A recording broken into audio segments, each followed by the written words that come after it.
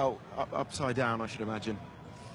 Yeah, it's an awful feeling when you go upside down. Obviously, well, when it happened to me, I had the closed canopy, of course, so a bit of a different scenario for Alonso. But I got the slow-mo here of the moment where Alonso's got the DRS open. He's committed to go to the outside, but I think, like Damon picked out, there was a slight movement. We'll have a look on board with Gutierrez later on.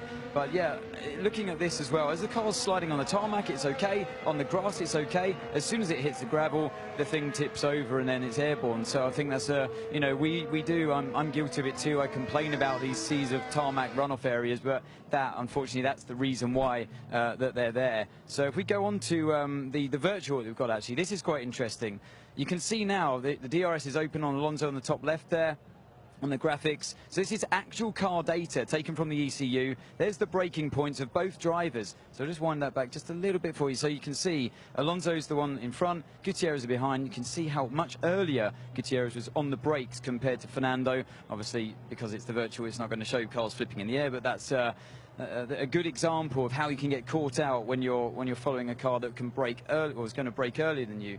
Now, here's what Damon pointed out. I'm just going to draw something on, test my drawing skills out onto Gutierrez's wheel here.